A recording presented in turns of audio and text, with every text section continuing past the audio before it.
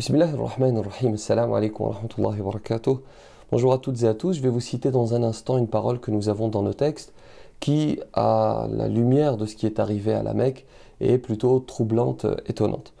Alors je suis justement à la Mecque et on vient de finir la Umrah, le petit pèlerinage, et je porte encore l'ihram. C'est un habit spécifique que l'on met pour accomplir les rites du petit pèlerinage et que l'on retire à l'issue. Je vais le retirer dans un instant, Inch'Allah. Il se trouve que des événements plutôt particuliers se sont produits ces derniers jours. La Mecque, comme vous le savez, c'est une ville et plus largement une région qui est connue pour sa sécheresse, son désert aride. Et généralement, la flore, comme on dit, c'est ce que vous voyez apparaître à l'écran. Or, il y a quelques jours, de fortes pluies, des pluies diluviennes, comme on dit, des pluies abondantes, se sont abattues sur la Mecque. La région n'est pas très bien préparée à cela, ce qui a provoqué de nombreuses inondations. Et surtout, dans les jours qui ont suivi, la Mecque est passée de ceci à ceci.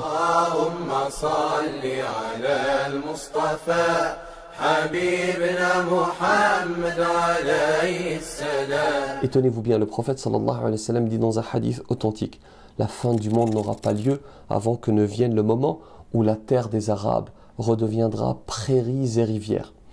Alors si vous n'êtes pas croyant et que vous passez par là, sachez que pour nous musulmans, les signes de la fin du monde sont une réalité, sont inscrits dans nos textes authentiques et font partie de notre croyance. Trois choses simplement pour conclure. Nous ne devons pas passer notre vie à être obsédés par cela jusqu'à tomber dans une sorte de paranoïa et de surinterpréter le moindre événement. Ça, c'est la première des choses. La deuxième, est-ce que cette végétation abondante et ces rivières sont effectivement un signe? Allahu a'lam. En réalité, Allah subhanahu wa ta'ala est le plus savant. Nous pouvons constater et se dire que c'est similaire à ce qui est décrit dans la parole du prophète sallallahu alayhi wa sallam. Donc nous constatons, mais nous ne pouvons pas affirmer avec certitude.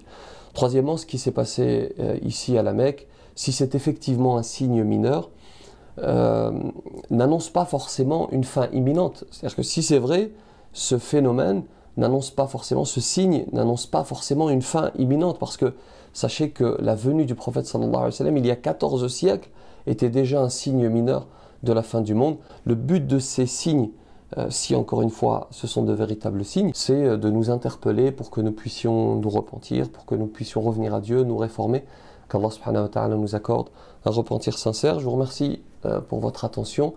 Vous savez que quand on finit la Umrah, le petit pèlerinage, on doit se raccourcir ou se raser les cheveux. À la Mecque, il y a tellement de monde que le coiffeur doit faire très vite et parfois il passe de coiffeur à boucher, ce qui explique le résultat que vous voyez. Je vais aller essayer de rattraper le coup. Que la paix soit sur vous.